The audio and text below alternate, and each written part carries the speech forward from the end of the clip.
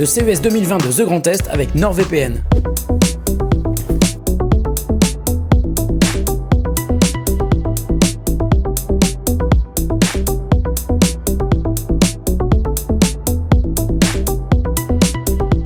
Est-ce que tu veux un chewing-gum?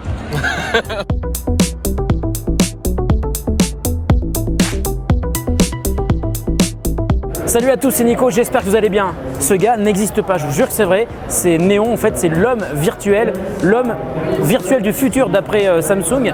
En fait c'est une petite division de Samsung qui travaille sur ce projet d'homme du futur, d'homme virtuel. C'est incroyable et c'est pas le premier truc qu'on va voir aujourd'hui.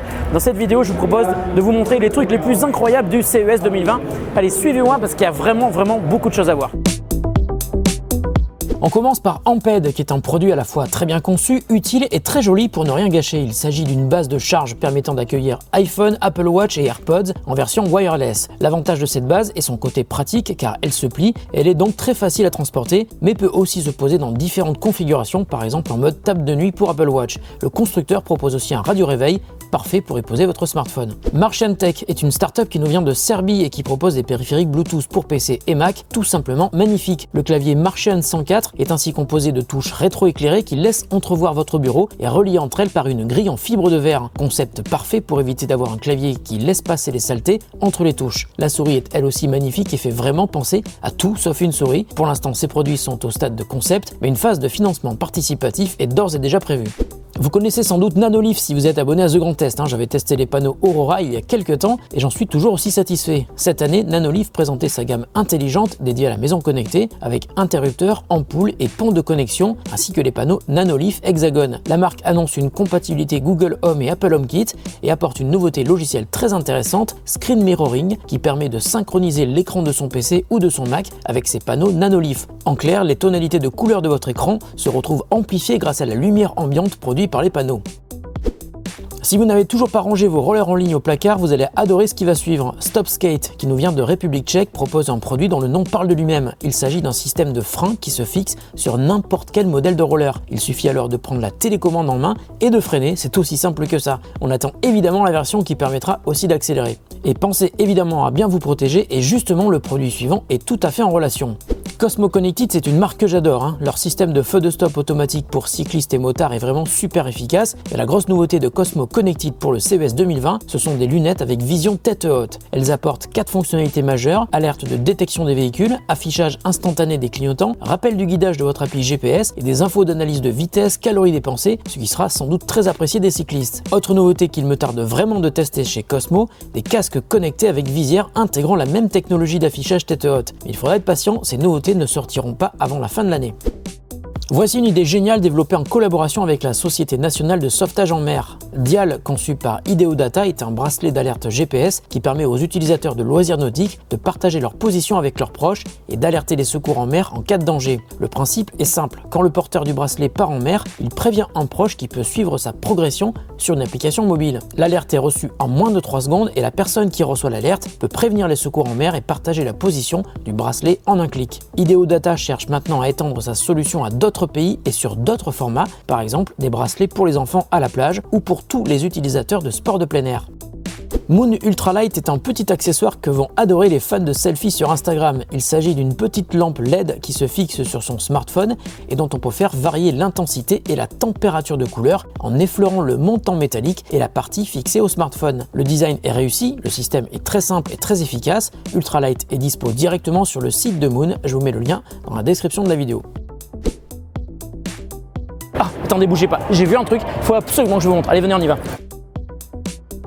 Voici maintenant un produit complètement dingue. Il s'agit tout simplement de la plus grosse batterie externe du monde. Elle s'appelle Basecamp, elle est conçue par Autonome, ils viennent de Lille. Basecamp permet de brancher n'importe quel appareil ayant besoin d'une puissance de 5 à 230 volts sans utiliser de convertisseur ni d'onduleur. Quand on fait le tour de cet énorme bloc d'alimentation électrique autonome, on y voit plusieurs types de prises: allume-cigare, énergie-bus, prise de charge en 230 volts et prise électrique classique avec la terre. Alors j'ai essayé de brancher mon Mac sur un des 2 ports USB type C, ça marche très bien. Autonome offre une réserve de 1,2 kW et figurez-vous que vous pourrez même y brancher une voiture électrique. Bon, je vous cache pas que vous n'irez pas très loin, mais ça peut dépanner. Par exemple, une Tesla Model 3 peut être en effet rechargée pour une autonomie supplémentaire de 12 km. Encore une série de produits incroyables et encore une fois c'est Royole qui nous en met plein les yeux. Royole, c'est une marque chinoise spécialiste des écrans flexibles et dont on a déjà parlé plusieurs fois sur la chaîne. Pour le CES 2020, Royole présentait plusieurs concepts d'objets connectés adoptant des formes variées pour afficher du contenu, mais présentait surtout Clear, une enceinte connectée diffusion du son à 360 degrés. Elle est circulaire et elle est aussi équipée d'un écran qui couvre une partie de sa surface. On peut donc invoquer Google Assistant ou Amazon Alexa et regarder des vidéos sur son écran. Alors autant les écrans incurvés dans l'autre sens, je trouve ça très immersif, mais dans celui-ci, j'ai un peu de mal à voir l'intérêt. J'attends d'ailleurs votre avis dans les commentaires sous la vidéo. On reste dans l'incroyable avec sans doute l'un des produits les plus immenses exposés au CES cette année, le Bell Nexus 4EX. Il s'agit d'un aéronef permettant le transport de 5 passagers maximum sur une distance de 95 km uniquement grâce à son moteur électrique. Le Nexus 4EX est aussi conçu pour être configuré en version hybride, lui permettant alors d'arriver à 150 km d'autonomie. Le Nexus 4EX pourra voler à 240 km/h et ses 4 immenses hélices peuvent être dirigées soit vers le haut lors des phases d'atterrissage et de décollage, soit vers l'arrière lors des phases de vol. Avec le Nexus 4EX, les concepteurs ont pour ambition de développer un appareil de transport écologique, silencieux et sécurisé et qui sera évidemment autonome. Les tests sont en cours et pour patienter, Bell a donc créé cette maquette à taille réelle, mais aussi un drone qui s'inspire du 4EX pour montrer ce que cela pourrait donner lorsqu'il sera disponible. Alors je profite de cette vidéo pour remercier NordVPN qui était mon partenaire pour toutes les vidéos du CES. NordVPN, comme son nom l'indique, c'est une appli de VPN qui s'installe sur un ordi ou sur un smartphone. Ça permet principalement de créer une connexion sécurisée vers un serveur distant. Ça permet de faire plein de choses. Par exemple, être reconnu comme connecté dans un pays même quand vous n'y êtes pas. Pratique si vous regardez du contenu sur des plateformes de streaming légales bien sûr. Ça permet aussi de sécuriser sa connexion lorsqu'on se connecte sur un réseau Wi-Fi public. Et on verra dans une prochaine vidéo que ça permet aussi d'avoir des prix parfois différents quand on achète certains produits sur internet. Je suis en train de préparer cette vidéo où je vous montrerai des exemples d'utilisation très concrets, ça risque d'être super intéressant. Allez, on continue avec la deuxième partie de cette découverte incroyable du CES 2020. Hisense est une marque que je suis depuis des années, elle apporte toujours son lot d'innovation et de bonnes idées. Ainsi, cette année, le groupe chinois a présenté le premier smartphone au monde équipé d'un écran e-ink couleur, donc qui ne se rafraîchit que lorsque vous utilisez l'écran. Alors, on est loin du confort d'un OLED ou d'un LCD, le rafraîchissement est même très lent, mais à part son écran, peu adapté à la lecture de vidéos ou aux jeux vidéo par exemple, c'est un smartphone classique sous Android. On peut prendre des photos qui seront identiques à celles prises avec un smartphone classique.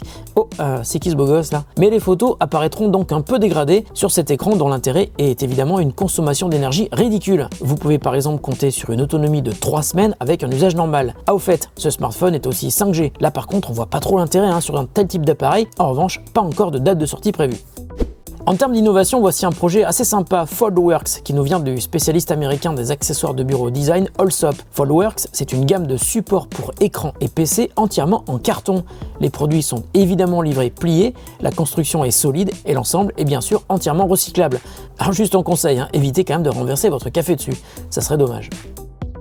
Voici Neon, c'est le fameux projet secret de Star Labs, une petite division de Samsung révélée au CES cette année et dont on ne sait toujours pas grand chose même après son annonce. L'idée, c'est d'utiliser les capacités de l'intelligence artificielle pour créer un humain virtuel capable de ressentir des émotions, de tenir une conversation, de répondre à des questions et finalement de paraître le plus humain possible. Alors Neon n'est pas encore prêt, donc pour illustrer ce qu'il pourrait devenir, Star Labs montrait une démo conçue à partir de vidéos réalisées avec de vrais acteurs. Le but de Star Labs est d'arriver à concevoir un avatar ultra réaliste qui sera impossible à différencier d'un véritable humain. C'est un peu comme si toutes les IA des films de science-fiction que l'on adore pouvaient un jour devenir réalité. On attend ça, mais peut-être pas trop vite finalement.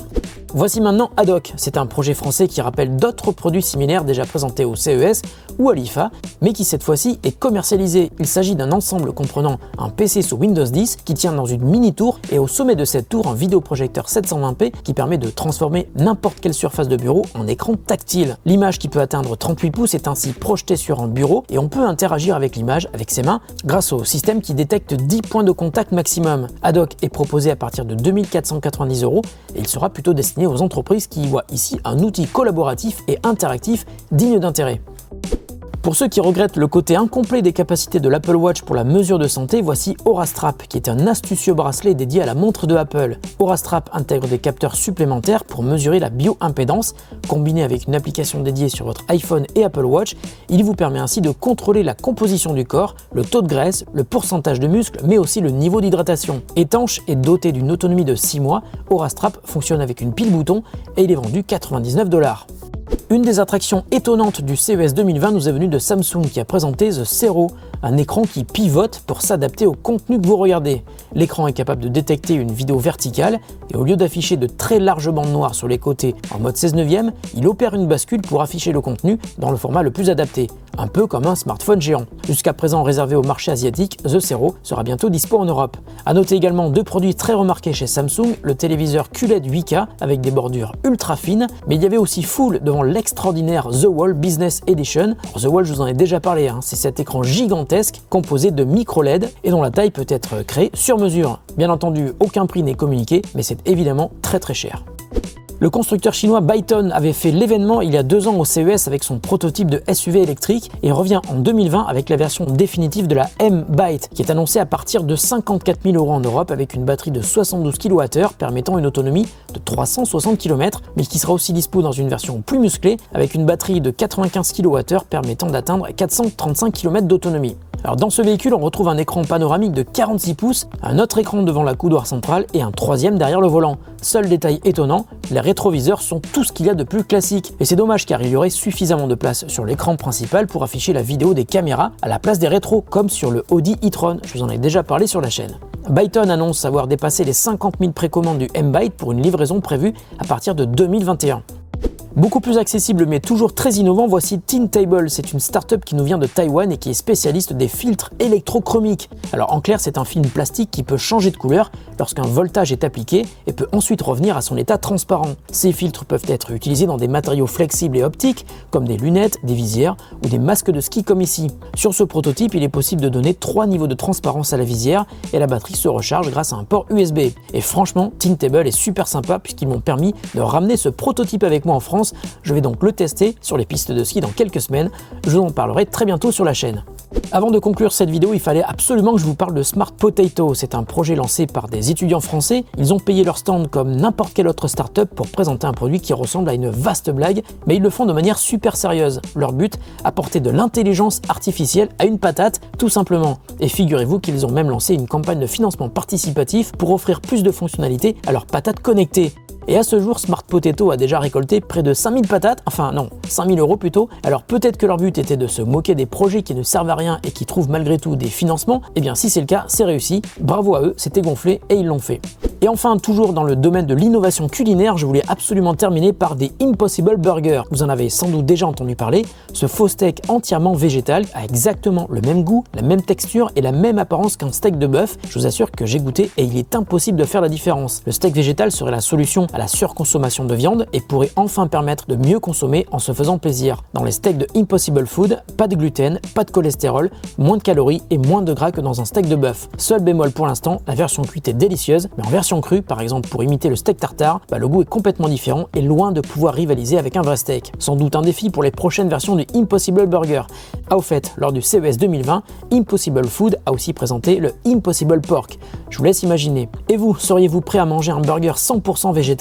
J'aimerais bien avoir votre avis dans les commentaires sous la vidéo. Ah, et puis un dernier truc que je voulais vous montrer avant de partir, ça n'a rien à voir avec le CES, mais c'est un truc qu'on a vu sur la route, juste quand on passait la frontière entre le Nevada et la Californie, et c'est Christophe, qui m'a aidé à tourner ces vidéos, qui nous présente ce truc incroyable.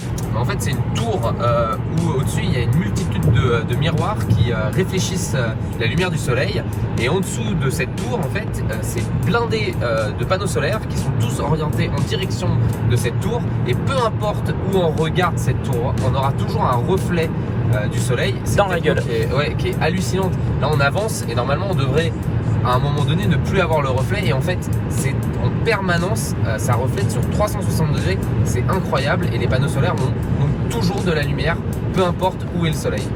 Classe, merci Christophe. Bon, j'espère que cette vidéo vous a plu. Maintenant, je vais vous laisser parce que je dois rentrer à Vélizy, bien sûr. Je vais prendre ce petit véhicule de type tout à fait discret et je vais essayer de me barrer et de passer par-dessus les bouchons ici à Las Vegas. C'est une tuerie, je vous jure, c'est incroyable, c'est très très difficile. Donc il vaut mieux éviter de conduire dans Vegas. Allez, je vais essayer. Bon, j'arrive. Plutôt l'autre. Quoi? Que je prenne plutôt l'autre? Attends, ouais. Je vais essayer, ok. Voilà, le CES 2020 c'est terminé pour de bon. Merci d'avoir suivi les vidéos. Surtout, n'hésitez pas à vous abonner, à mettre des commentaires et des pouces en l'air. On se retrouve très bientôt pour une autre vidéo qui n'aura sans doute rien à voir. Enfin, si j'arrive jusqu'à la maison.